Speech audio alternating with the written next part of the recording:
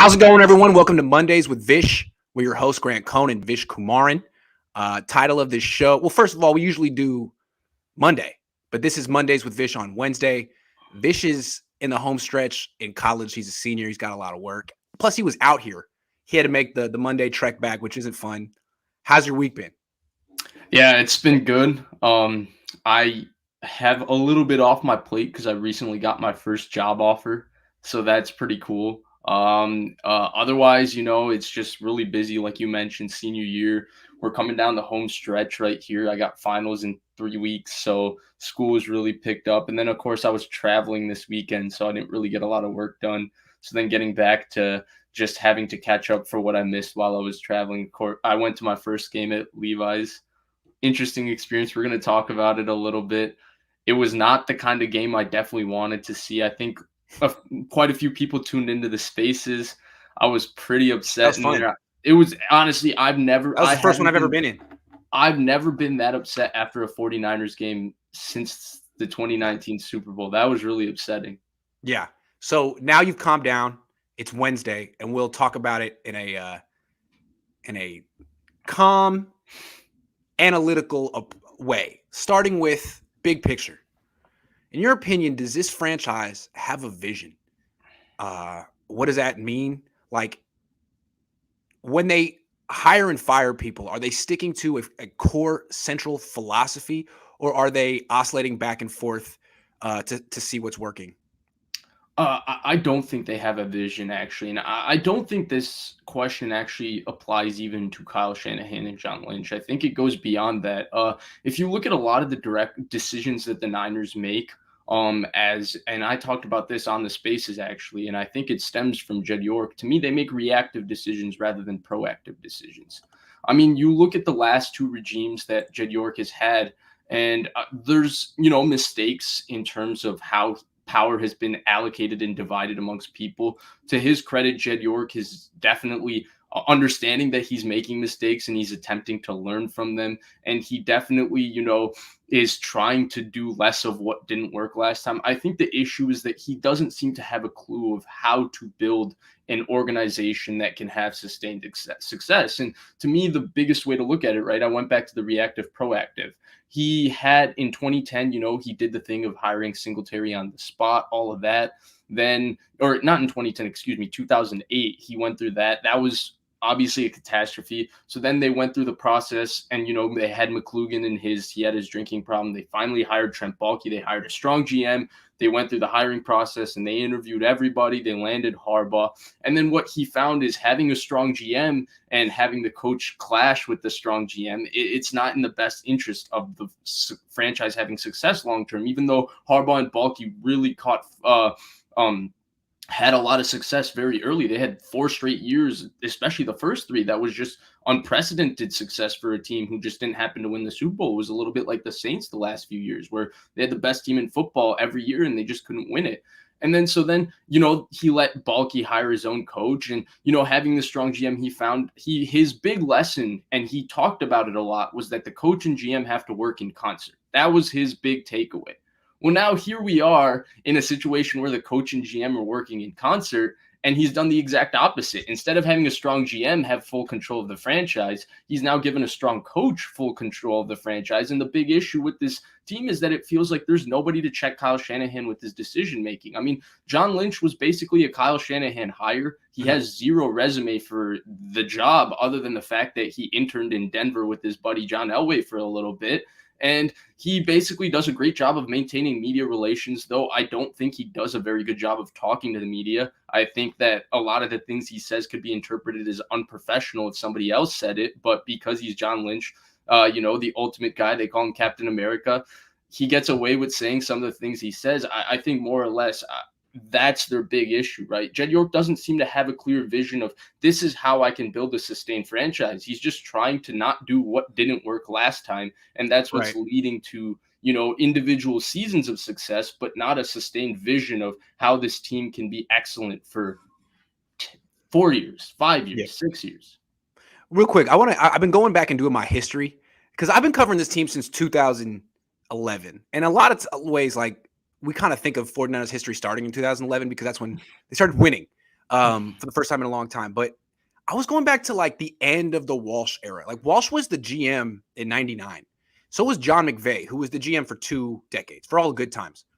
Then they brought in, before they brought in Jed was 23. The parents brought in Parag. And I don't think Parag even knew Jed at this point. But Parag became very powerful early on, and he impressed the Yorks, who I don't think were very impressed with Walsh. I think they felt that Walsh, the time had kind of passed him by, and that Parag was the future.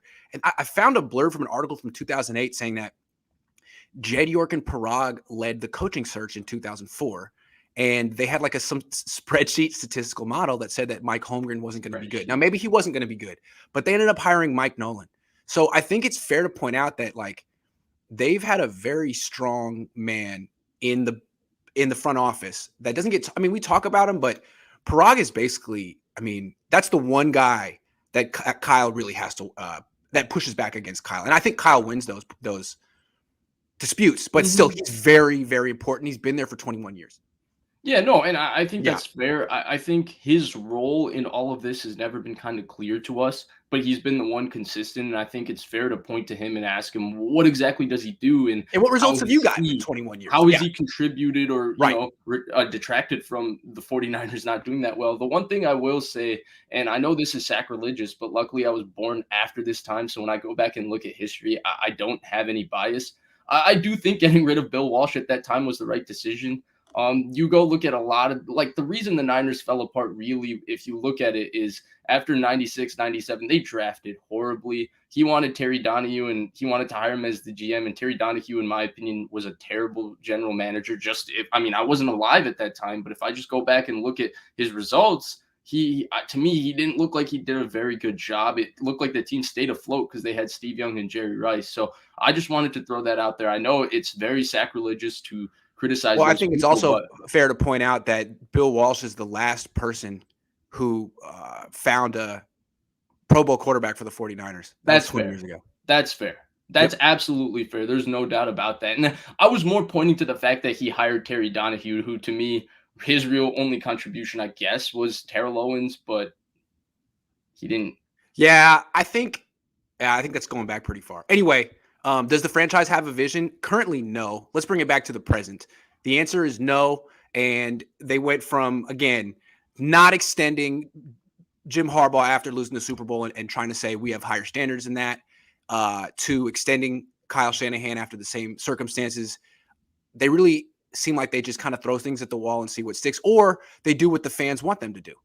They're sort of reacting to public pressure. I do think there is a little bit of that. I mean, at the end of the day, it is a business and you are looking to sell a product, and the product you're selling is a football team. So I totally understand why it is that way. But I do think it exists for sure. I mean, Chip Kelly was not hired to be fired in 2017. He was fired in 2017 because nobody really embraced Chip Kelly as the head coach. I want to point something out before we move on. The Niners have had 4 winning seasons since 2003. We all know this. Niner fans know this, but I don't think Niner fans really know where that is in context of other bad franchises. Like the other 2 teams that have had 4 winning seasons since 2003 are Jacksonville and Detroit. So the Niners are Detroit with better marketing or more faithful fans. I don't know what you want to say, but that's where they're at. I mean, Miami, the Jets, Washington has had more winning seasons in that time frame than the Niners. So if they have a vision, it's not working. And I agree with that. And then just one thing, I misspoke, just misremembered my 49ers history a little bit. I don't think Terry Donahue drafted Terrell Owens. I think the reason I just combined those 2 names is because he's the one who was basically pretty vocal about the way I remember is that Yorks brought in Donahue to pretty much push out the old guard. I could be okay. I don't know. I mean, I just go off what's available on the internet. I wasn't there at that time. So I don't know. We're both going back pretty far.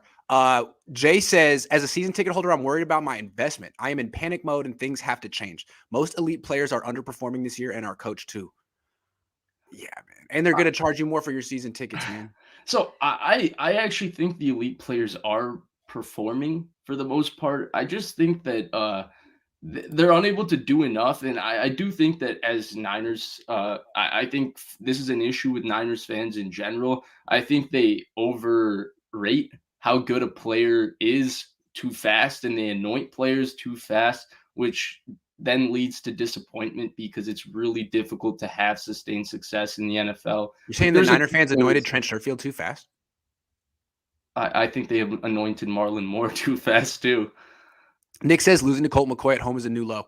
This isn't a playoff team. They're not even better than Seattle. Easily the worst team in the NFC West. Yeah, I think, and the worst part is the way they lost. They got bullied. Oh, yeah. Bullied on both sides of the ball. All right, next topic. Does Kyle Shanahan have too much on his plate? And here's what's on his plate, Vish. Head coach of the team and the play caller on offense and the chief personnel decision maker in the front office. I'm not sure. Does any other coach have all three responsibilities full on the way Kyle does? No. Are you Nobody. sure? Yeah, I Not can't think of Belichick? anybody. No, Belichick doesn't call plays, right? He delegates that, even though he's overseeing on defense. And Right. then Sean Payton doesn't have final personnel. They have Mickey Loomis and Jeff Ireland. Right. And then Eric Bieniemy calls plays on the Chiefs, And right? Brett And Veach they is have a a strong GM. GM. Well, I guess you got a good point. So Kyle Shanahan is basically the most powerful head coach in the NFL. Pretty much, yeah. Wow. And Wow. I don't think I think it goes beyond that, right? You look at the fact that he's only kept defensive coordinators who have less experience than him. Basically, to me, the inference I draw from that, it's not that these aren't talented coaches, right? Robert Saleh was obviously an excellent coach, and the jury's still out on how much D'Amico Ryans grows. But to me, there's positive signs where in 2 or 3 years he could be one of the better defensive coordinators in the NFL and take the same career track that Saleh took. But the other difference is like the other examples we bring up of head coach play callers, right? Like Sean McVay has a former head coach as his defensive coordinator. Raheem Morris at 32 was the head coach of the Tampa Bay Buccaneers. Yep. He's got a lot of Kingsbury. pedigree, and he's been around in a lot of different places. D'Amico Ryans' only experience is with the 49ers. Raheem Morris worked for Tampa Bay. He's worked for Washington. He's worked for Atlanta. He's worked in a few different places. Cliff Kingsbury. Cliff Kingsbury, Vance Joseph, right? Strong general man, strong defensive coordinator. Andy Reid, Steve Spagnuolo is as experienced as anybody. And before that, he had Bob Sutton, who's also been around for a minute. And Steve Spagnuolo was also the head coach of the Rams. Yes, thank you. And then, of course, even Sean Payton, he has Dennis Allen, and there are a lot of the changes they've made. Right, he had trouble maintaining a defensive coordinator because he was hiring guys like Rob Ryan and all of that. And then finally, he landed gold with Dennis Allen, who former head coach of the Raiders, and he's done a terrific job. And their defense is really what's driving their team. And I just feel like to me, this isn't an excuse for Kyle Shanahan because these are self-inflicted errors. That's what he wanted. But I think these are part and parcel of why, you have mistakes, because there's just only so much one man can do. Yeah, I think it's really interesting that when you step back and realize he's the most powerful head coach in the NFL, obviously he shouldn't be. Hasn't earned that. Like, if no one should be more powerful than Bill Belichick at this point. Like, he should be the limit because he's the most accomplished and most experienced, and he's earned it. Giving him this much was really another York mistake. Let's just give the entire – it's what they do. They gave the franchise to their 27-year-old son. Why not give the entire team to a 39-year-old head coach who showed promise? I mean, that's what they did. And to me, it felt like something, if you go look at the way Kyle Shanahan has talked about the head coaching hire, he talked about it a little on the McVay podcast and all that. It felt like to me like Shanahan didn't want anybody else to screw it up for him. So he didn't want a strong GM. He wanted to have full autonomy of everything. And I think he's getting impaled by his own sword there. Right. Because if anyone screwed up, it would be him. And what he's doing is screwing up a lot because there's too much. Right. It's too much. Yeah. So yeah, I do think, but one more thing. His dad had the same amount of power eventually in Denver. Now, I think originally he had Gary Kubiak calling plays. I mean, he did have stuff, but he eventually took over Denver and was like the emperor of the Broncos to his detriment. It was not a good thing. And I think what we learned when I was in high school and when you were young was that coaches really shouldn't have all the power. They used to say, well, if I'm going to cook the dinner, you got to let me buy the groceries too. No, you just focus on cooking the dinner and let someone who's an expert buying the groceries do that. Just saying. It eventually happens with every organization, right? The head coach wins a Super Bowl early the way Mike Shanahan did, and he eventually gets more and more and more power, and it Yeah. ultimately leads to his downfall after many years. Right. I feel like Mike Holmgren in Seattle originally Same started thing. off great, even though Same he thing. had the full power, but Yep. eventually it fell apart in a sense because there's only it's a grinding job if you're just a position coach. To be the Bill head Walsh coach, always had play John caller, McVay. Always had John McVay. So Bill Walsh was, I mean, making decisions too, but he had someone else in the front office who was a Hall of Famer as well. yeah, to me, it's tough. I can't give him sympathy because again, he had the opportunity to hire a defensive coordinator like a Raheem Morris this offseason, who he's worked with and is familiar with for I many mean, you years. brought this up. If he were a more faithful viewer of the show, he would have done it because you suggested this. Yeah, Anyway, yeah, and then you see, Rob Guerrera and Levin Black, they did a phenomenal job interviewing Kyle Juszczyk, and he mentions that Kyle Shanahan is involved in calling some defensive play calls too. And I don't know when he gets involved in calling some defensive play calls because a lot of the times he says he misses certain things when the defense is on the field because he's not watching, right? He missed Josh Norman's penalty. He had no clue what happened. He challenged something that was unchallengeable, which is still, in my opinion, butt fumble, backwards pass on Sunday Night Football level of pathetic. So I don't know when he gets time to fit that in, but I think it's just too much. And you can see on his body, you can see the physical wear and tear this job has taken on him. and again, he has all this stuff on his plate, and he lost his pass game coordinator, Mike LaFleur, lost his offensive line coach, lost his defensive coordinator. So you could argue that maybe there's more on his plate this year than ever before. And the results haven't been good. So let's talk about some of the symptoms of this problem. Personnel blunders, Yeah, the trade ups, and the free agency. Let's go through each one.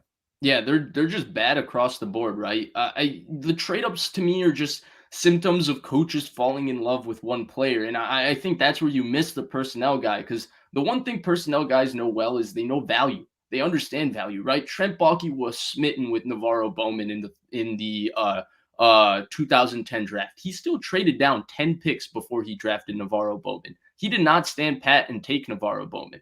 And to me, it's not that Trent Baalke is a good personnel guy or anything. It's just the fact that he had an understanding of value because he's worked there for a while. And the market. Right. Yeah. Right. And Kyle Shanahan, on the other hand, right, he's smitten with Brandon Ayuk before the draft. We Gotta have have to him. Who get Brandon cares? Ayuk. Well, Yeah. trading up, if you look at it in the broadest terms, forget who Ayuk is, forget who Kyle Shanahan is.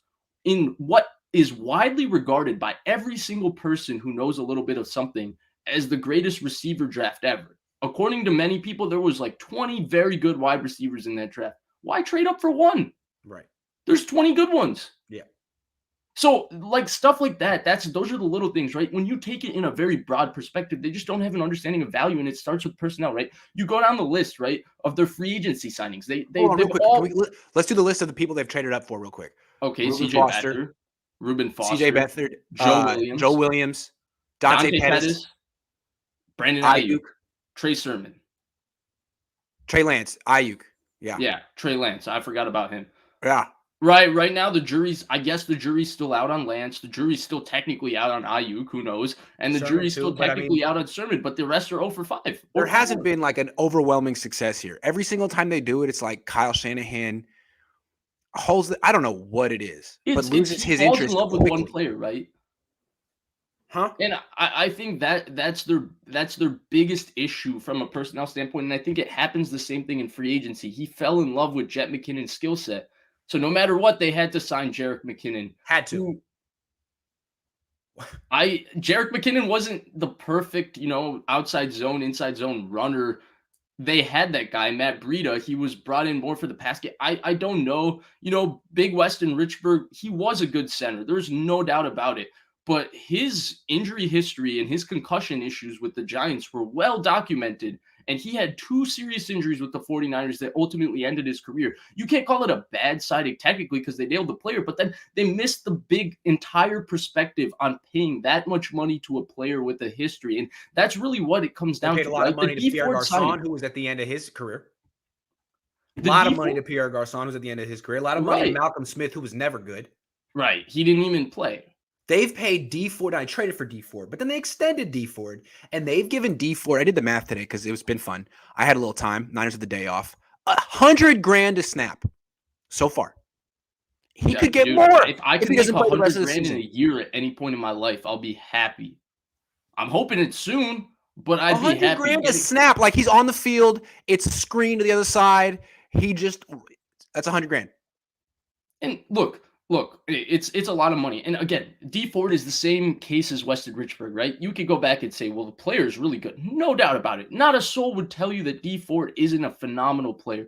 But there's a reason that he fell in the draft a little bit, despite being a very good player out of Auburn, There's a because reason there the was a Chiefs didn't question want to about his extend his medical. contract. And again, like Kyle, you think you know D Ford better than the Chiefs do? Like you know DeForest Buckner, and that's not who you want. You want D Ford, who you don't know and has an injury. Doesn't make sense. Yeah, and I think these are the personnel issues, right? It's not so much the identifying of talent because everybody's inconsistent with that. It's how are you valuing talent and how much assets are you allocating towards How well talent, do you right? really know the market? How well? Because there Exactly. are people who do this for a living, Kyle. And I know you want to do it, but you got to show that you can do it as well as people who've dedicated their whole life to learning the art of it because it is an art. It And it's is. difficult. It's really difficult. And that's where, like, I think Martin Mayhew, I don't think he got enough credit in this front office as much as Adam Peters, because Adam Peters really, he's been kind of working his way up. John Lynch has He's the zero golden resume child who for the hasn't failed job. yet. But He's Martin one of Mayhew has experience. right. Yeah. He was the one guy with experience, and I think a lot of He their did he dip personnel this year? moves. Was he gone all offseason? Yeah, Went he to went to Washington. Washington. Good point. When did he leave? Early offseason, huh? Yeah, Did he leave before they traded up? I think so. Maybe he was like, you know what? I don't want to be a part of this. No, I don't think it was Martin like that. Mayhew. He Interesting. got I forgot about him. He followed me on Twitter and then unfollowed me for a little bit. I had that going for me. All right, moving on. Because we're pressed for time. Another symptom of Kyle Shanahan having too much on his plate, attention to detail.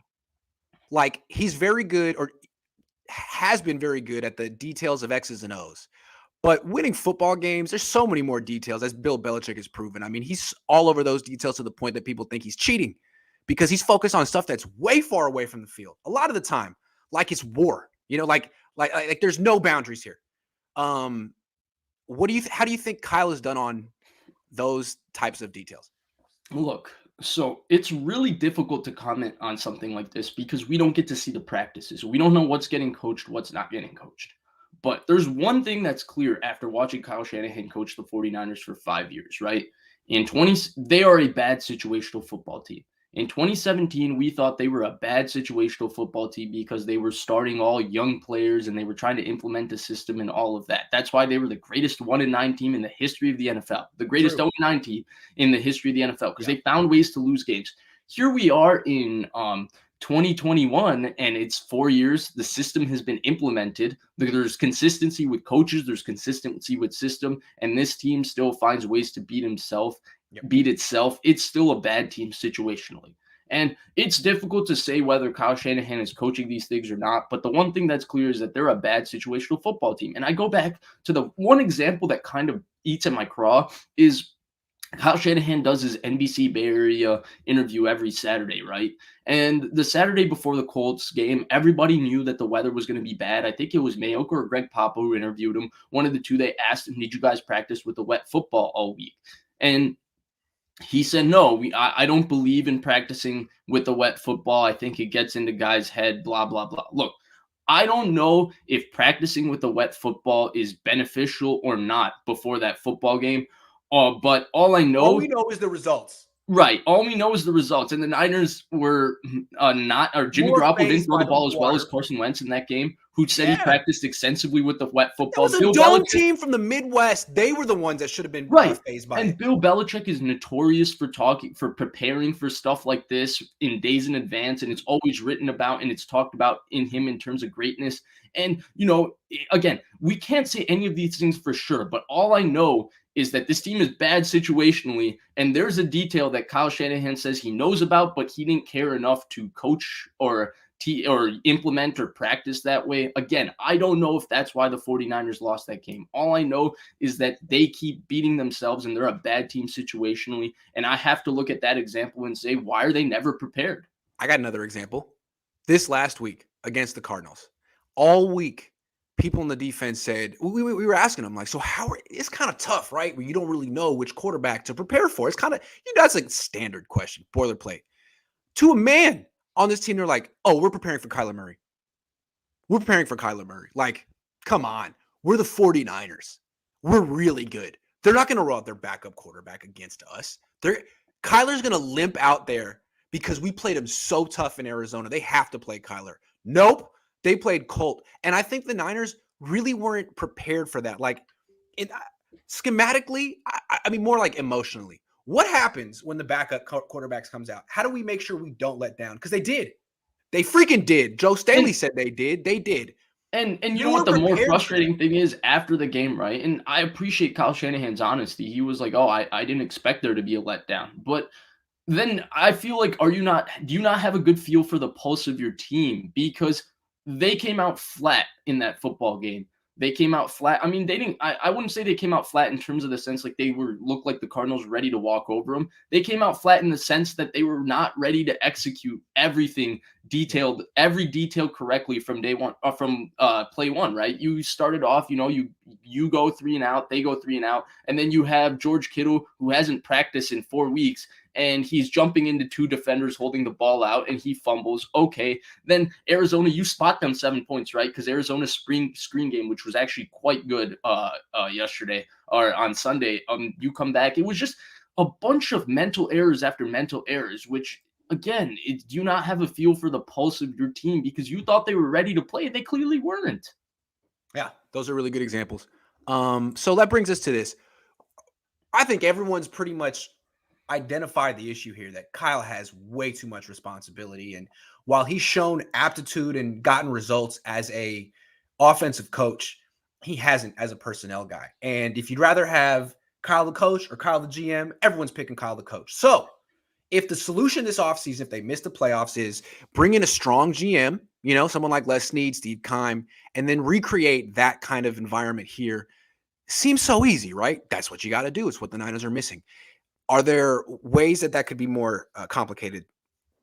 Yeah, so there's a lot of ways this could be more complicated. First things first, in regards to the strong GM, I've already been on the record, right? I got out a little bit in front of this. If they were hiring a GM, to me, Jeff Ireland's the guy. He has experience doing it. He's a Parcells guy. He built the original Wildcat offense, Tony Sparano in Miami. And now since he's gone to New Orleans in 2016, New Orleans has been one of the best drafting teams in the NFL. Look at their draft record since 2016. It's unbelievable. And to me, Mickey Loomis, who's been there for 15 years, it's not all him because there's a change that happened in 2016 with the New Orleans Saints. And to me, that change is Jeff Ireland. So that's who I think should be the next GM of the 49ers. The issue is if Kyle Shanahan wanted a strong GM would have been hired in 2017 itself. There's a reason they hired the broadcaster who interned once with the Denver Broncos. And that reason is because Kyle Shanahan wanted somebody who could work in concert with him that's going to just try to abide to what he wants to do. Because he can't be in control in the sense that he can't be on the phone,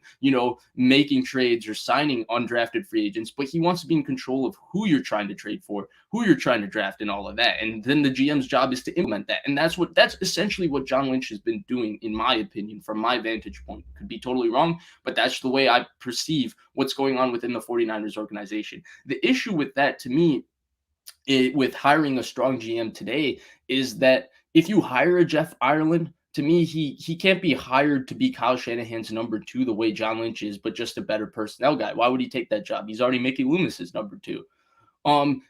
I think he would want to come in and he would want to have the full autonomy, and Kyle Shanahan would answer to him. And I think that's where it would also be. I don't think any strong GM in 2021 would say, I need Parag Marat. I can't. The salary cap? What is this? I need someone to help me understand the financial aspect of the sport. Most teams manage the cap fantastically in 2021. Yeah. I mean, most teams do. It's honestly, Parag took advantage of boomers in 2001. He was like, you guys don't understand this stuff. Look, this is Microsoft Excel. Okay. I got it. I'm sorry. That was, but he kind of he really came in right when technology was taking over and a bunch of people had no clue how to make that transition anyway. Times have changed. I don't think Parag he can have a role, but he's so powerful. I think that's another impediment to a strong GM. And I How think strong that can I be, or is it a partnership between me and Parag or whatever?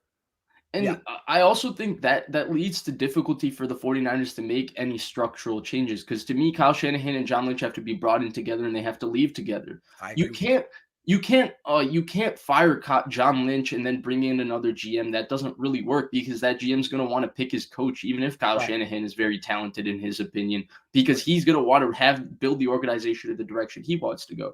And then you can't tell Kyle Shanahan, we just let you trade up this much to go get a quarterback and all of that. And now we just want you to focus on coaching. And we're going to let this guy who's not been a part of this process for 5 years come in It's and do all wishful the thinking. personnel I mean, stuff. it's just not good. That's a forced, an arranged marriage that's probably doomed from the beginning. And that's the big problem right now. Like, I think there's a lot of ways to identify the issues. And I think all of us are able to identify them. Heck, I think even the national media is starting to identify all these issues that, more local people who just follow this team, fans, and everybody has been identifying. The issue is that it's really hard to fix these things without blowing everything up. Like to the point where it gets really bad, like Chip Kelly, Jim Tomsula bad for a little while, and then you come back to building Also, something. it's an ownership issue.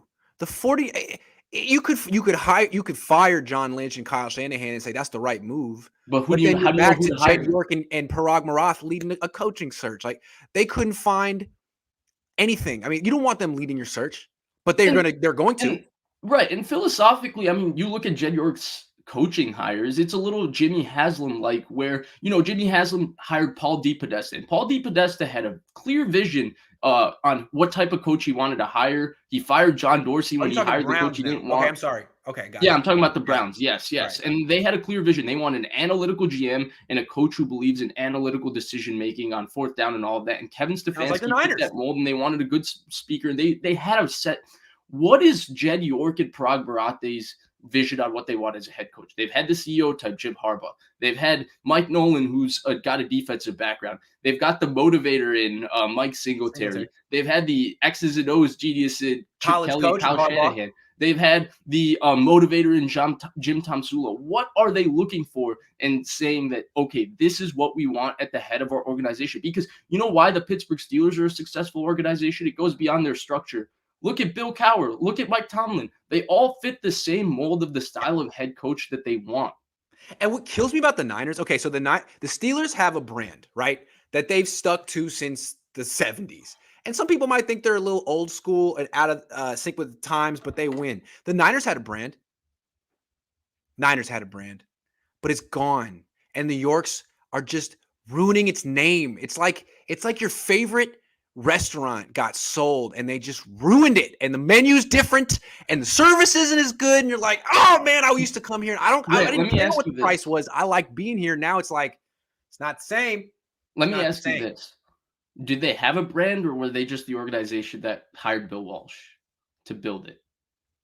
Nah, man, it wasn't just Bill Walsh. It was Bill Walsh. It was John McVay. It was George Seifert. Like I felt they were the Patriots before the Patriots. They really had 20 years of sustained success. Mm-hmm. No doubt. And no doubt. I mean, I think they were pretty much the standard in American sports of how to have sustained success. And then the Yorks came in. I mean, DeBartolo messed up, but the Yorks came in and really took it a different direction. And nothing they've done has worked. Nothing. And it's difficult. They could blame bad luck. It's really hard. And that's where I have to ask the question, like tomorrow, if they were going to go to the head coaching search, people immediately throw out names like Brian Daboll or Joe Brady, because those are the media anointed offensive coordinators, whatever, even though I think both are very overrated. Are you going to replace Kyle Shanahan with the worst play caller and the worst play designer? And think that's no, what you do is you hire Jeff Ireland and then get the hell out of the way. Exactly. But that's not what's going to happen. That's not what the Niners will do. They'll let Parag and Jed do it, and then someone like Jeff Ireland will be like, ooh, that's not, I don't want that job. And they'll get some second or third tier GM, and then you'll just start over.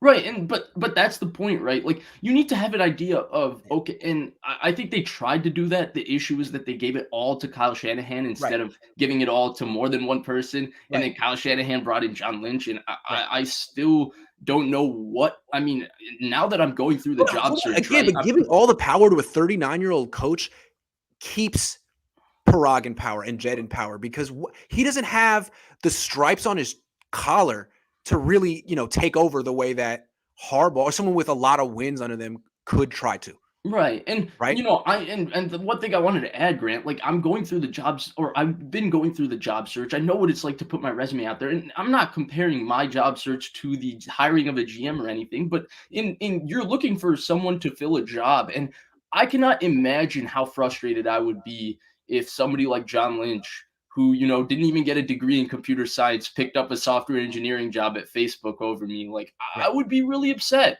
Right. And He's a that's celebrity. really where Right. Yeah. I'm seeing that. That's what I'm seeing right now. That's the perspective I have on it. Right. So I think I don't know if the Niners. Here's the thing. Let's end this way. If the Niners miss the playoffs, they're going to have to make a change. I don't think the fans will really accept running it back a third time. And I think what they'll probably do is fire the general manager, John Lynch, bring in a new general manager. But I think this time, I don't know if it's going to work. It's probably the only move they have left. But you should probably hire someone who's qualified. See, I think if they bring in a GM though, it'll be someone that's worked with Kyle Shanahan in a previous spot. So like Thomas Dimitroff, he was fired by the Atlanta. Falcons. He would be a name that I would kind of see because he knows Kyle Shanahan, knows the personality. Okay. Scott Pioli worked in Atlanta. He has Okay. history of working in New Scott England. Pioli's been He was around. the Yeah, he GM was of Kansas City for a right. while. Those are the kind of names. But to me, you got to get a guy that's in right now, that's having success right now, that has a clean vision of how to build And that's an not organizational Scott structure because Pioli. it moves too fast. It's not Scott Pioli. All right, let's answer some questions, and then we'll get to your impression of Levi's, which is just money. Banana Hands choosing Jimmy Garoppolo over Trey, eerily similar to Cap's high school coach sophomore year. Just saying. Have you watched it yet? Yeah, I watched it. Somebody said Trey Lance should sit remainder of the year due to risk Shanahan mishandling him. What do you think? No, they got to start him at some You point. have to. You got to know what he look. If there's a plan to fire Kyle Shanahan, then you coach has to have an idea of like 3 games at least of Trey Lance, of where he's at and what. Yeah, at a certain point, Jed has to step in and be like, dude, you got to play this guy. But if you're not planning to fire him, then I guess you don't play him the entire year. I guess. This is funny. Whatever. End of the year, can we trade Kyle for Saleh? Probably. I mean, Saleh has got his own set of issues with the Jets. Yeah, I would say so. Congrats on 40K subs, Grant. Banana Hand fears you. Thank you. Thanks. Vish has really helped out a lot, man. Vish is the star. People all here tuning in for you. When I talk too much, people in the chat will be like, "Shut up, Grant." I'm like, "You're right. This is Vish's show. Hold on." Is there any way these points regarding Kyle Banana Hand's draft picks and the mishandling of the team can be highlighted, published, or mentioned? Mayoko, maybe. Did you see Benjamin Solak today? He did a great job. Laid it all out. Did the whole thing. Mm-hmm. That's really the inspiration of this show. Benjamin Solak did a really, really good job. I mean, he didn't break news, but it's the first like 5,000 word article that just laid it all out. Right. Very, very well done. I mean, I feel like we laid We out do it, but I mean, it was nice to have it in print. Good. Look, I think the issue is, and honestly, I felt a little bit of this vibe from Levi's, and I now that I've got a little bit of a small size Twitter following, like I get replies from a lot of people. It's that the fan base is so willing to believe always in every single move that they make, and I think that's why that like articles like that don't get naive published. Browns fans. This is our year, except Browns are good. They're like naive Lions fans. No, but I understand why. Because look, at the end of the day, writers they're trying to feed their families too, and articles like that by Niners fans aren't well received. Grant can tell you as much as anybody how much pushback he gets if he writes. I'm only popular from like October to December when the Niners are losing. The other 9 months of the year, people hate me because they're like, "Can you just let me pretend that the Niners are gonna be good this year?" We go through it all year. And to me, that's why like people like Mayoko and all of those other writers, they don't want to publish that type of work because at the end of the day, you want to publish what people want to read. Yeah. So if people want to read in June that the Niners look good and they're gonna win 10 games this year. So that's what you hear every offseason when it's like they're probably not going to win 10 games this year because that's not what they do. They're the freaking Jaguars of the West Coast. Which is why it's hilarious to me when people say you write clickbait articles, because the reality of it is that you're writing the opposite of clickbait. Right. Writing clickbait would be saying Jalen Hurd looks great this training camp. Yeah, Trent Taylor's going to have a breakout season. Solomon, yeah, okay. What are you going to think when or if Norman takes the field again? I'm not going to be surprised whatsoever. That's gonna happen. I don't care. The defense should have played all 11 in the box and made Colt try and hit receivers deep and allow the pass rush to get home. If he burns them, okay, adjust, but that would eliminate all short passes in their game plan. Yeah, Yeah, that seems actually pretty smart. So from my angle, and I haven't gotten through all of the defensive film looking, but I remember I had the end zone angle in the I game. watched it. One of the things I saw that was happening a lot. So one of the things the Niners realized at the end of 2019 was that the Cardinals don't have a very sophisticated way of pass protecting. They have Protection, right? It's just it's 5 with guys the air moving raid. around, 5 So or they 6 would guys. stack the line of scrimmage and force them to slide protection the other way. This time, it felt to me the Cardinals were using motion to force the 49ers to try and force them to slide their protection, and then they would just run a screen to the other side. The best example They of bring this Hufanga down. right. That was it. They would bring the 5th guy, it was Hufanga, and they would just throw the screen away from him every time. Yeah. And it worked. And so to me, it wasn't as much. I just felt like Cliff Kingsbury had a really, really good plan on how they wanted to attack the Niners defense. And the Niners defense had real limitations. Like the run game, and we're going to talk about it a bit later, the two safeties really hurt them in the run game. Really hurt them. It's just interesting to see how much better Kingsbury did from week 5 to week 9. Where are we at? Week 9? Week It's 8? unbelievable to me how much better Kingsbury has gotten from 2019 to 2021. Like how much this offense has grown. Yeah, and the thing about Colt McCoy, I was so surprised that he's still in the league. I'm like, what is he doing in the NFL? I forgot that he was worked with Sean McVay for a long time in Washington. I forgot. And so really, I mean, he's part of that brain trust, and he knows that system and executes it really well. So everybody, I feel like Colt McCoy gets a little bit disrespected because he's actually a good backup. He was a good backup for the Giants. He played okay last year. You know, doesn't have any wowing physical traits, but he's pretty athletic. He's pretty. He knows where to go with the ball, and he's kind of like a gritty. He's a little Ryan Fitzpatrick-y. He's what Grant wishes Nick Mullins could have been. No, he's more athletic than Nick Mullins. He can really move. He is. He can move, yeah. But yeah, I see what you mean. As a thrower, like all those physical limitations, and they're not really an issue. But he just knows where to go with the ball. Yeah. He just knows how to play a clean football game. And, you know, the reality of it was he didn't beat them. He played a very clean football game. He just didn't lose it for them. The 49ers beat themselves. No doubt. Dude was 22-26, man. He was 8-20. He had won 8 games in 30 career starts and came in and did that. That's probably the best start. To be fair, a majority of his starts came when he was a Brown. Yeah, that's true. And they were really bad, so he kind of got screwed. But yeah. Tony says, what are your thoughts on Kyle's power move to re-sign Trent Williams when Parag didn't want to pay him? I don't have any thoughts on that. Like, I do think Kyle Shanahan is, like, you mentioned it at the beginning, like, you think Parag's the common denominator, but you think at the end of the day, it's Kyle Shanahan that will win all battles between the two. Yeah, it's interesting. It is interesting. So maybe Parag was right on that one. I think, hard to find a spreadsheet that would tell you to pay that much for an aging offensive lineman. Banana Hands will leave the Niners like he left Washington. He does not care about anyone but himself. Now, that's harsh, but I do feel that the Shanahans are essentially loyal to their brand over the team's brand. And I think I have a problem with the leader of the team being that way. Now, Bosa can be that way. He's kind of a mercenary.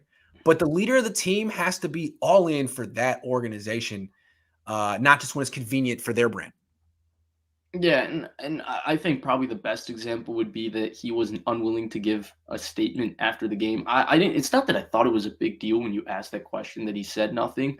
I just felt like, you know, given who he is, and he's definitely aware of who he is with the organization, he didn't have to say anything eloquent. He didn't have to come out and give a speech like Mahatma Gandhi that just inspires people. He just had to say something like, look, I know we've been bad so far, but we're going to get this turned around. We're still a good football team. I know we have the right people here. I know we have the right coaches, the right players, and we will turn this around. That's all he had to say. We're one game out of the 7th spot. And fans would like to hear that.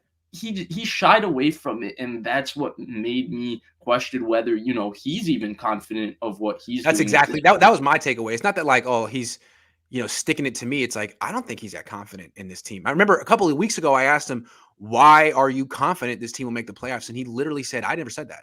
I don't think he's confident in this team. In his post-game presser comments, it's those are the type of things that just frustrates me, because Um, again, like him saying, oh, we just touched on it. Excuse me. I just blanked on what he said, but It'll come back to you. It'll come we'll back to come you. back to Anthony whatever. Adams says, no, get Scott McLuhan. P.S. I'm not Spice Grant. McLuhan seems like the kind of guy you want in the war room, but I don't know if you want him making the final call.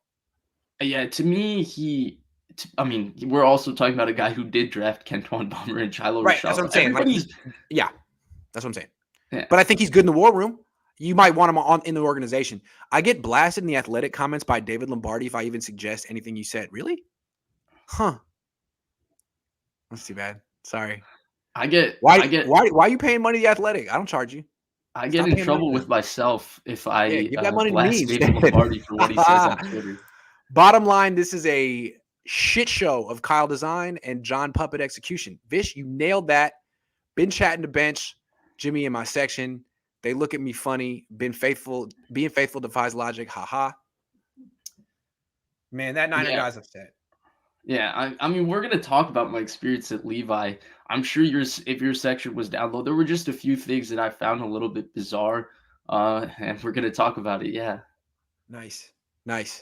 Sorry, just got some good news. Sorry about that. Oh, If they congrats. if they would have drafted Jones, would he be starting by now? Yeah, I do think so. You know why? Because he's a gamer, gritty. He's got that No, I moxie, don't think it's because of that. I think because there's a command of lot the of things they offense. expect you to tie in with this offense. I don't think it's command. I think it's more in terms of footwork and those type of things. The stuff people brought up before the draft that people are tired of hearing, like tennis player and all of that. Those are the reasons why he's able to start day one in the New England offense too. And there's just certain things he has more experience recognizing because of where he played.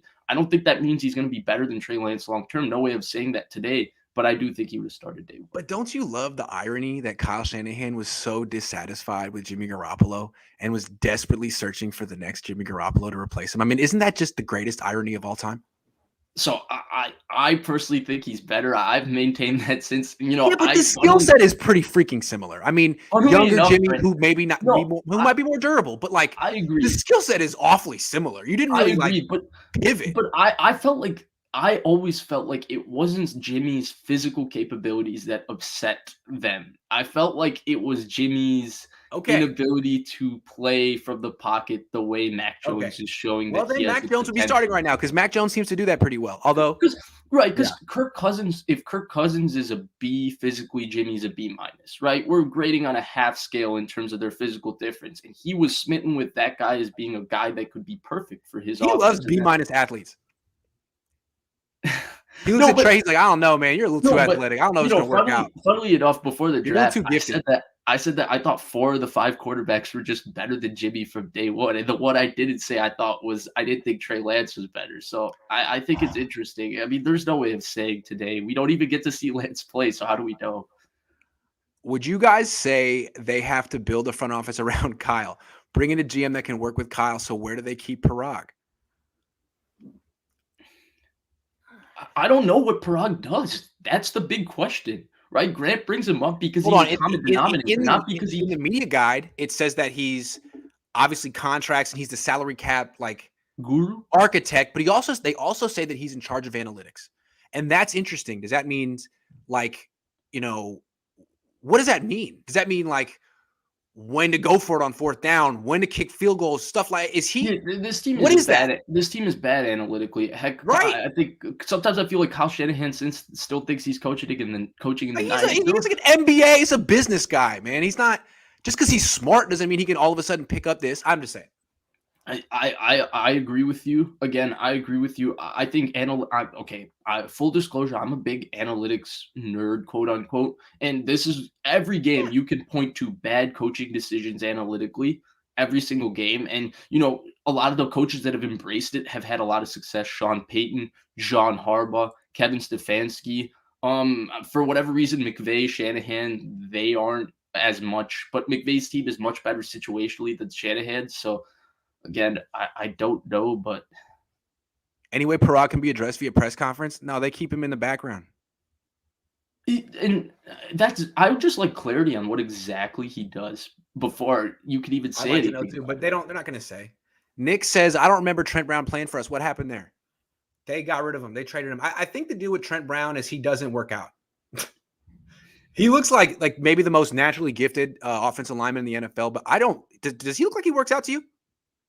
No, I don't want to comment on that. I'm saying he looks like he doesn't work out, and I think some of his injuries have been. I don't know. Look at him, man. He's like 400 pounds. Yeah, Grant, and also somebody brought up in the comment section that a few years ago we were all praising Parag because of our salary cap. The thing is, Parag does a really good job with contract structure in terms of protecting the team against the cap, but that doesn't exactly mean that who they're signing and protecting themselves against the cap is a good signing. And for the most part, every team has figured out the cap, right? New Orleans has done a way better job than the Niners managing it. The Rams are paying $33 million in dead money to Goff and Gurley and still have managed to circumvent those type of major cap issues and overcome those mistakes and still because I kind of wrote him off before the year. Like, that's just crippling, but it's not yet. Not yet. Justin says, who has a lower trade value, Kyle or Jimmy? My gut instinct says Jimmy because players, there's a salary cap for players, and he's the 5th highest paid player, and that's a big consideration here. Kyle, I mean, the money you pay him doesn't factor into a salary cap, but I don't know. What do you think? I think it's Jimmy for sure. Yeah, I think there's still a part, like, I still think there's a path for Kyle Shanahan to be an incredibly successful coach. It could be elsewhere. That would kill me if it's elsewhere, but I just think that that path includes, him having a strong GM, him having a veteran defensive coordinator. I also think there's a path to him being a kind of mercenary offensive coordinator who bounces around the league and coaches for like 16 teams by the time he's 65 and wins a couple Super Bowls maybe, but really doesn't stay anywhere more than 4 or 5 years. I think maybe that. And what's wrong with that? He could make hundreds of millions of dollars. He could make a ton of money, have a lot of success, but never have the longevity. Maybe that's just his personality, man. He's he's very negative. So I question his effect on a quarterback long term, but maybe in the short term, it's pretty good for someone like Matt Ryan. So I don't actually expect that to happen because he's talked about ad nauseum about how he doesn't like relocating his family. True. And how he felt bad relocating his kids and how he was so proud that he finally made it to. Then in that case, he should go be a head coach at USC and just chill and have no one tell you, who to draft and just be the king of freaking, South Central. Chuck Harper says when you blitz the screen, works well against it. When you blitz the screen, works well against it. True. When the defenders are diving, this usually means we are less athletic. Just a high school coach here. Yeah. So what coaches always said, when you're diving for ankles, it's not really what you want. You want to be like screaming down a person's ear hole. We're not saying that they're blitzing the screen. Yeah. We're just saying that and again, I have to go back and watch. And this is just what I saw on the game for sure. I haven't really finished watching the film, but they forced protection slides by stacking the line of scrimmage. That didn't mean that they were running a fire zone or running, it was a lot of 4-man rushes, but they forced a protection slide. They had one side overloaded, and then they threw a tunnel screen to the other side, and it's 2-on-2 with Rondale Moore in the lead blocker against Kirkpatrick and Josh Norman, or K'Wan Williams and Josh Norman. It's a free 10 yards for the Cardinals. They did stuff like that. Yeah. Sean says we have a stud at each level, unlike most teams. Mostert, Williams, Samuel. Mostert's gone. Bosa, Warner, Ward. Ward's out. Just takes accountability and leadership, period. No, I'm with you, though. I think this team is underperforming. I think Kyle's saying that they're underperforming. He's like, we're 3-5, but we should be better. Yeah. Yeah. Yeah. That's not good, Kyle. Like, that's really bad. Kevin says Kyle Kami, Thompson, Slater are ghosts. Go Warriors. Yeah, the Athletic does have the best Warriors coverage for sure. I got to say that. Jed needs to hire Vish. No, dude. No, I love Vish.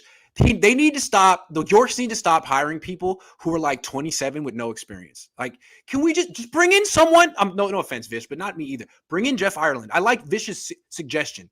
You can bring in Vish as a consultant. No. Don't let him run the whole. Let someone like Jeff Ireland just run the whole thing. I'm like age of enlightenment philosopher. I'm really good at telling you, like everybody else, what's wrong and criticizing and all that. I cannot fix those problems and tell you what's right. It is way too hard. That's their problem. I'll go be a software engineer somewhere. But I think like the York's problem is continually hiring people and being like, I see the vision. You can do this. Like, but I've never done it before. You can do it. Okay. Well, Julio says also, if we do build around Kyle, where does that leave the coordinators? D'Amico, Chris Kosterick, and quarterback coach. I mean, I they're don't not going understand. anywhere. Vish for GM. They're not going anywhere. One of the low-key absences on the defense has been Dre Greenlaw. Was on his way to a big year before he went out. Stack backer, huge in this defense. You know, Aziz Al-Shaair really struggled in this last game. Yes. Really struggled in this last game. Yes. So I don't know how good Greenlaw is, but I don't think that Aziz has been an upgrade. But I think more or less Aziz has kind of filled in for him pretty competently if you look at how he's played throughout. It's true. Just not this last I game. don't But think yeah, that's mostly. Yeah. Last question, we're going to get back to our show. In some, Jed, sell the team. It all begins with you, Jed. You were not ready before. You are not ready now, and you will never be ready. Kyle needs checks and balances for selecting personnel. Guys, I hear you, but I think Niner fans don't even really understand how bleak the situation is. Jed doesn't own the team, okay? His parents own the team. They live in Youngstown, Ohio, and the team is worth $4.125 billion. So are they going to trade the team? Hell no. This is their ATM, and you're paying. You're putting money into their ATM, and it's up to more than $4 billion. They just delegate everything to their son. Like, you run it. We'll stay here in Youngstown. If we win, great. If we lose, great. It doesn't matter because we're going to have a great time in Youngstown owning a $4 billion franchise. That's where you're at. I do think one thing needs to be mentioned there. There is one caveat. Jed doesn't own the team yet. I think he's going to eventually end up being the sole owner of the team. And the general manager eventually will be Parag. Thank you very much. Looking forward to it. There's a quote that I found today in an article from '08, a quote from John York saying Parag isn't experienced enough to be the general manager yet, but in the future could be. So there's something to look forward to there. Just sell back to Eddie DeBartolo. York's out. I don't think that's, again, like, I think people in the Bay Area have this fantasy that the Niners are going to sell. The Warriors sold. The Warriors were awful. They sold, and now they're good. You know how much they sold for 10 years ago? $500 million. Now they're worth like $5 billion. This team isn't going to – this is lucrative. They're not giving it up. This is the best thing that's ever happened to the Yorks. Yeah, making great money. They don't even have to live out here. Okay. Tell people what you thought of Levi's. You're the experience, the atmosphere. I've been to a few stadiums, college and NFL, and a lot of people have criticized Levi's Stadium. I actually didn't find the stadium that bad, though. Weird kind of detail, just side note. I was colder actually in Santa Clara at the game than I was when I went to the game at Soldier Field the week prior. I don't know why it was that way, but it was freezing. Yeah. That's a side note, but the one thing that kind of bothered me is that I just felt like the atmosphere was really below average. I felt like there was just a lack of, a game day feel and a home feel, like you're coming in here. Like, I don't want to put it on the fans, but like, for example, I paid a lot of money and we had pretty decent seats, right? We're in the section 100 seats. And in my section, I saw a guy wearing a Cam Newton jersey. I saw like 4 people wearing full Raiders gear. I saw like 2 guys wearing Seahawks jerseys. Just things like I've sat. Things you wouldn't see at Soldier Field, right? Yes. You would never see. Yes. You would. And that's my biggest point of reference. I've said in the past, I think Soldier Field's a pretty crappy stadium. I think it's a little overrated. I actually was very impressed by it, but my experience is Levi's. I liked a lot of things about Soldier Field. I mean, it's downtown. You know what I think you liked? I think you liked the atmosphere more than the stadium. And I like that it's downtown. That allows me as an outsider to go in for the weekend and stay downtown and experience Chicago. Whereas if you are a fan of the if you're Vish, for example, and you want to come see a Niner game, you don't get to see San Francisco. That sucks. Mm-hmm. That's too bad. And the stadium never really got wild, if that makes sense. Like Soldier Field, even if the Bears are 3-12, that 16th game they'll still be wild and belligerent, and it's a different atmosphere. I talked to people on Spaces after the game, and they explained why. But the stadium never really got wild, right? When the score became 31-17, people were cheering. To me, that was the kind of game. If I was watching that game in Chicago, they went down 17-0. The Niners would have been booed off the field at half. The Niners, if they came back and they made it 24/7 on the first drive, they should have been booed then. And it's not to say like, oh, these guys deserve boos or the fans are bad or anything. It just didn't feel like this football game atmosphere. It felt more like you paid a lot of money to go watch a tennis match. And you were sitting and you were observing both teams going back and forth, and you were being polite at a country club, and you were just, it was a different type of vibe that maybe I misunderstood it. Maybe, I just didn't get it, but that's That's just not what Candlestick was like, man. Candlestick was grimy. Candlestick was grimy. It was not, and it was, I swear I remember Candlestick. It wasn't like that. Anyway, an outsider's perspective of what it's like to I mean, I watch a don't game know. at Levi. I went one game, but I was also really pissed off of the result of the game, but that's just how I saw it. I don't know. Maybe I saw it wrong. All right, Mike McGlinchey tore his quad out for the season. This is a big deal. Can you explain to people what this injury could mean for his career? Yeah. I think for me the nervous thing is torn quad. I mean, again, I'm not a doctor. I'm sure there's people on Twitter who are actual doctors who give takes on this. It's pretty cool, and they give really good, educated opinions. But I'm nervous. I think right tackle could be a long-term need for the 49ers, right? They owe Mike McGlinchey $10 million guaranteed next season because they took his fifth-year option. And I've always assumed that they wanted to sign him long-term, no matter how much people feel about McGlinchey, or as some refer to him as McFloppy. Whatever. It felt to me, that's how I read the situation. Now, to me, they might need to draft another right tackle because this threat, I read main threat. I said this threat. This injury, to me, he might never be Mike McGlinchey again. To me, this is more serious than an ACL. If you remember, Weston Richburg had the torn quad, and in the end of 2018, and they basically were nervous about whether Weston Richburg would play at all in 2019. Right. And then magically they activated him the week of week one, and he played week one, and he was a little rusty, and he ended up playing great through the season. Then he had the patella, which then ultimately, there was no chance for him coming back from the patella and the quad. The patella and the quad itself, it's brutal injuries. So I look at it like that, and given how serious this injury was, I didn't actually even see where Mike McGlinchey got hurt. And I just saw him walking off to the locker room. So I haven't seen that yet. But given how serious this injury is, I do think that in terms of his future, I think right tackle is a genuine need. You can't trot out Tom Compton next year. And who knows about Jalen Moore? He looked okay on the left side when he covered for Trent Williams, but it's different playing on the right side. Who knows if he can adjust to that quick enough and all of that. But overall, even if he does look good, they cannot go into the season putting all their chips in a fifth-round pick saying you're going to be your starting right tackle. They have to get somebody else to compete for that job. So to me, right tackle, especially because of, given the seriousness of this injury, I think it's very much a long-term need. All the more reason to get Jalen Moore at right tackle now, because you know that Tom Compton isn't the answer for next season. Mike McGlinchey might not be the answer for next season. You got to see what Jalen Moore has, because if he's not, then they're going to need to get something in the offseason. And to me, no matter what, even if Mike McGlinchey nothing goes wrong with his recovery and they feel he can fully come back and all of that, and Jalen Moore looks pretty good, you still have to make some sort of investment, whether it's throwing, $6-7 million at a vet, or not 6-7, excuse me, like $3 to $5 million at a veteran swing tackle, a guy who's been around the league, not a guy like Tom Compton, a guy who's been successful as a backup tackle in the league, and you got to bring him in because you cannot risk Mike McGlinchey's health, Jalen Moore based on half of a rookie season. If you want to win next year as your right tackle, you have to have a lot more bodies in there. The main threat says then we need to stop supporting this team until Kyle starts Trey. Hit him in the wallet until they give us something to look forward to. Yeah, man, I don't give any money to the 49ers. I'm not a fan of the team, but it's so easy not to give money to a football team. You can just watch the game at home. You might want to consider that.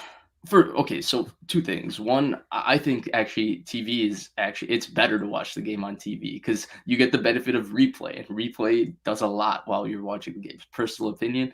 And two, part of the game is enjoying eating and drinking and doing all these kinds of things at the game. I didn't do any of that because I'm a college student and I didn't want to pay $14 for chips with Taco Bell cheese put all over it, and I don't want to pay $14 to eat that. And to me, that's part of the problem. Yeah, agree.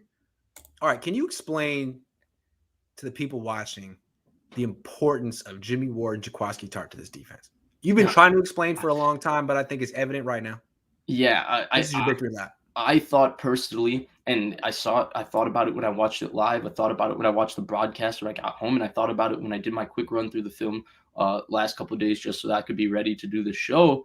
I thought their biggest issue in the run game was the safeties. A lot of those big runs, Jimmy Ward tackles the guy for 8 yards, and you don't notice it, but that's because he's so good at recognizing his fit. He's so on top of his fit, and he ensures, and same thing with Jaquiski Tartt, and they come down, they take a great angle to the football, and they make a clean tackle. The first touchdown run to James Conner, Talanoa Hufanga flowed the wrong way, and he just didn't have enough speed to make it to the sideline, and James Conner scores an 18-yard touchdown, or it might have been 18, I don't know. I'm just putting out a number, but 13. Jimmy Ward tackles that for a 10-yard gain. Then those are the little things that make a massive difference. And then you look at the two big plays, right? The double pass that Tavon Wilson gave up. There's no way Jaquiski Tartt gives that up. They were all over the double pass. They had a trick play and they all were on top of it. And Tavon Wilson just got bullied at the catch point by I don't even know who that tight end was. And the corner route that Hufanga gave up, the one big throw or the one NFL throw that Colt McCoy made all day. I mean, Dante Whitner posted the perfect breakdown, and who am I to say anything more than what he said? He actually played the position.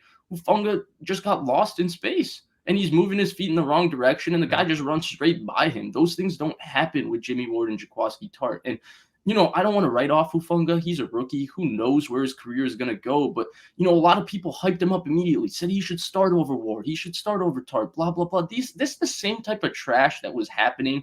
And, I think it goes beyond the fans. I think the media also is responsible for this. Not you, Grant, but there's other certain members in the media Got a good story. Who don't understand these things, and they write these things. And this is the kind of things why, you see in Adrian Colbert starting in 2018. And Adrian Colbert's a nice guy. Fans all love him. He's nowhere near the player that Jimmy Ward and Jaquiski Tartt are. There should have been no reason why he should have been the starting safety. He was a terrible starting safety in 2018. That's why he was cut in 2019 while playing the same safety position. Those two guys, how solid they are, how clean they are, how assignment sound they are, how versatile they are. I mean, you saw in the defense with Wilson and Hufanga, they didn't put the safeties in man. Ward and Tartt do that every game. There was no fire zones or anything creative from D'Amico Ryans. Well, they had to protect Hufanga, who can't do those type of things. And when you see those things, it's really hard to understand. And I think it's because, if somebody other than Grant, if writers every day wrote a positive thing about Jimmy Ward and his contributions, then all of a sudden people would get it ingrained in their mind. Oh, Jimmy Ward's a great player, blah, blah, blah. But because they don't do that for him, I think, and same thing with Jaquiski Tartt, it's tough to say, but those guys really are fantastic. And, they don't cause in as many turnovers as some other guys. I attribute what happens some when of you that don't have to luck, some of that to scheme, and then some of it is on them too. They've had opportunities to make plays that they haven't. They tell you that too. But at the same time, the way they play, how clean it is, how solid it is, how good they are against the run and the pass, you're not going to find a lot of safeties that can do those things. And if Jaquiski Tartt walks this offseason and Hufanga has to be the starter, and if he has to start at any point in games that Jimmy Ward can't play, the Niners are going to be in big trouble, because the only reason Hufanga's first start, in my opinion, was very successful is because Jimmy Ward, basically, if you have a guy that can do everything at the level Jimmy Ward can and is so solid at everything, you can hide Hufanga successfully. Well, if you put him next to a guy like Tavon Wilson, who's a solid special teamer, I appreciated the fact that he was the one guy who seemingly got in Josh Norman's face and was upset about the Josh Norman stupidity. So, I respect the hell out of Tavon Wilson from that standpoint. But if you have a guy, who's a career teams type guy, and he has to start next to Hufanga, who's very limited at individual. Uh-oh. Vish, we're losing you. Vish, where'd you go? Okay. We're going to let Vish come back. He'll be back in a minute. Oh, he's back. Yo! I was right going. Where did I get cut out? I don't know. You're on a roll. Oh, about how if Hufanga has to start next year, the Niners are in trouble. Yeah, if he has to start, especially if it's not next to Ward, with a guy like Wilson, who isn't who's more of a journeyman special team or backup safety type, the Niners will be in major trouble. And to me, they're going to be in major trouble on Monday night if Jimmy Ward doesn't play. They're the Rams and McVay. They're going to take big advantage of those two safeties. And again, I'm not saying Hufanga is bad. Like I think Hufanga's proven, even in a short time, that he is an NFL player and he might have a really long NFL career if he doesn't have injuries at like the way Tavon Wilson has had as a backup safety, stellar special teamer who can come in certain packages and blitz because he's instinctual, takes good angles to the ball, and is a very good tackler. But we got to stop disrespecting Jimmy Ward and Jaquaski Tart, acting like other safeties can come in and do what they do. Because we've tried it with Adrian Colbert, we've tried it with Tavon Wilson, we've tried it with Talanoa Hufanga, we've tried it with Tarvarius Moore, we've tried it with Marcel Harris. We keep trying to say these other names, and these other names are nowhere near as good as those two players. Good call. Let's talk about Garoppolo real quick. All offseason, he was getting a lot of criticism. Now, I think it's pretty popular and in vogue to praise him a lot. Be like, he's not the problem with this team. He took a lot of grief. They wrote him off. He's playing pretty well. Are we going a little too far on the Garoppolo praise? Yeah. I think people are going too far because they're saying he's not the problem. They're absolutely right. There's a lot of problems with this football team. And Jimmy Garoppolo is maybe number 8 or number 9 on that list because he's playing like a solid average starting quarterback, which is what he is.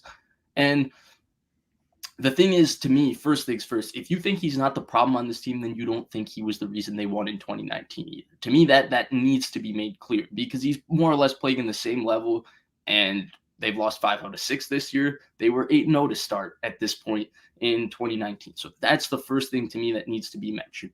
The second thing is he's still not doing anything that, starting quarterbacks shouldn't be able to do. He still misses stuff from time to time. He still misses easy throws from time to time. He makes a lot of throws that starting NFL quarterbacks should make. That's why he's paid like a franchise guy. And that's why most people, even his biggest detractors, say, look, no matter what, this guy is a starting quarterback in the NFL. He's not a backup. He's a real one of the 32 best quarterbacks in the NFL, no doubt. He should be one of the starters. He's a very solid player that way. And I think most people agree with that. I just think that people are going overboard saying, he's been playing great. The Niners haven't been doing well around him, blah, blah, blah. The Niners have to do better around him because of what he is. And it's because he has limitations. And when there's he nothing plays explosive at this to level, his game, and which you're means there's playing nothing the way you explosive are, about the offense that he's in because the explosive element has to come from the running back or the yards after the catch. He doesn't throw down the field that well or that often, and he doesn't move that well. So he's like, I don't know. yeah, and even the down the field throw, right? Like the one, like he had a couple of gutsy throws in that the game that were real good. He throws the ball over the middle at times with great anticipation. It looks real pretty. At times he doesn't anticipate anything. And the one he threw to Kittle has 2 steps on the guy and he's throwing the ball back shoulder. If he just puts the ball out in front of him, it's a walk-in touchdown. Kittle doesn't have to make that unbelievable catch. Those are the little things with his ball placement and his limitations. But I mean, it's just overall, I just feel like, it's not that he's playing bad or that they need to replace, or I mean, they ultimately have made the decision to replace him. So I don't even need to mention that, or that he's not an okay quarterback or anything. It's just the fact that people are acting like, oh, it's poor Jimmy, blah, blah, blah. He's not the reason they're winning. He's not giving them reasons to win. He's just not the reason they're losing. And so If he were better, they wouldn't have lost 5 out of the last 6. exactly. Yeah, and this is one thing. Like Pro Football Focus does a good job of charting this. Like, The big there's time no throws. explosive element to his game, but there's also a high level of turnovers to his game, and that's a bad combination. So even when he's playing at his best, it's kind of a losing equation, and it's hard to fathom because he did so much winning that way early in his career, but it's caught up to him. Yeah, and people immediately like to. I see takes like this all the time. People get real mad in my Twitter mentions. People, older guys, are like, you don't understand anything. Like quarterback, like that guy inspires his team. That guy, he's, Jimmy Garoppolo, like he makes George Kittle give a little bit extra on that block, and he makes Deebo Samuel take that pass to go 85 yards. He wouldn't do it for any other quarterback. And first of all, I think it's BS. And second of all, I think we're seeing the result of, I don't think Jimmy's quote unquote, motivating his team any less. Now we're just finding out that his average play without having a very good roster around him means you're going to lose 5 out of 6. I forgot to mention in this section that the Niners are 23-34 at Levi Stadium. 23-34. They were 206 and 125 or something like See, that at I don't even Kansas. mind that because a lot of Levi Stadium had to see Tom Sula, Chip Kelly, and early Shanahan. What bothers me more is the 0-10 in the last, or they Oh haven't won yeah, a home good game in point. 325 days or whatever. Yeah. Let's go out in a positive. So let's curb our Garoppolo enthusiasm, but I think we should.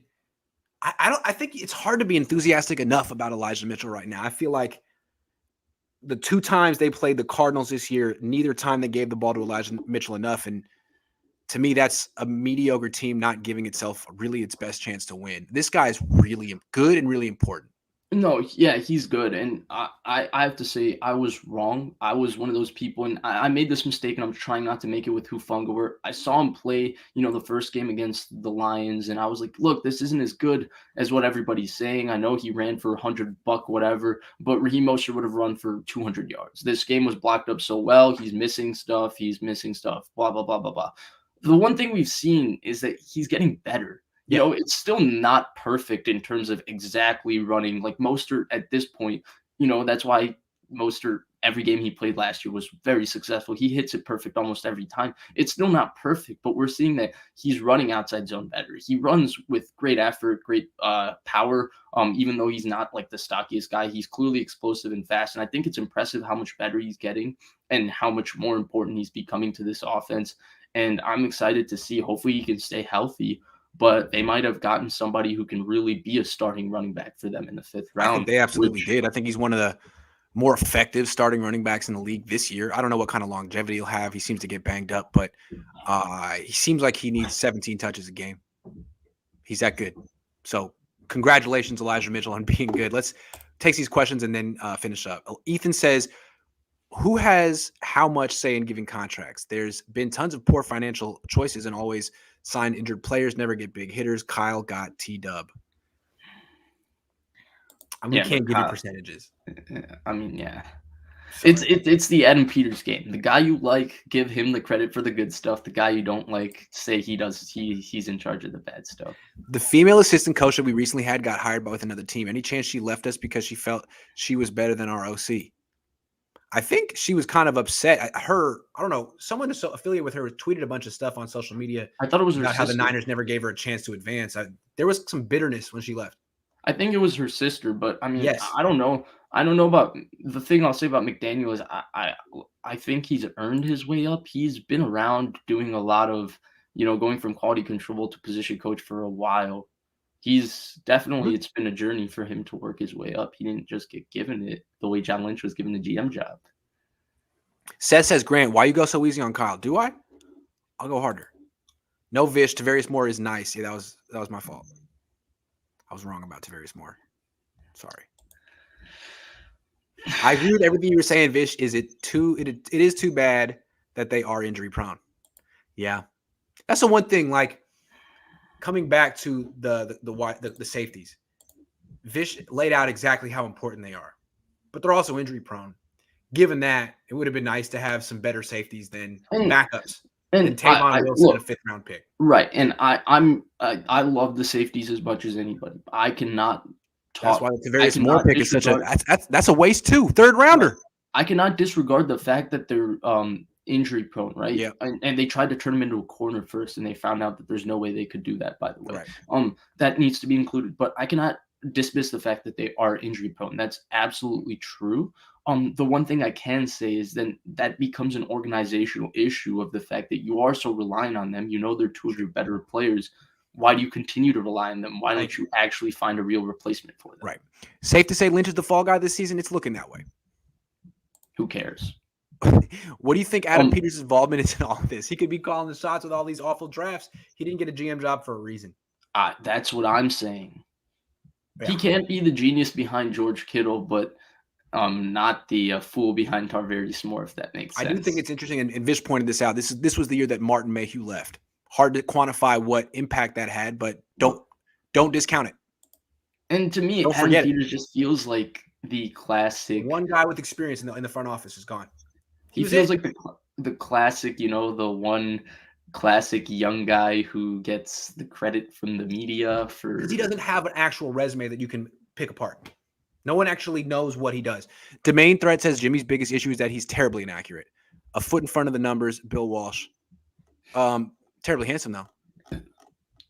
Yeah, for all Trey, that's what I don't get, right? And Trey Lance misses are disgusting at times, and he's not a consistently accurate quarterback yet, though I don't think he's an inaccurate one. But people act like Jimmy's a very accurate quarterback. We don't have the accuracy conversation enough with Jimmy. Is it too late to write off? Is it too early to write off Tavarius Moore?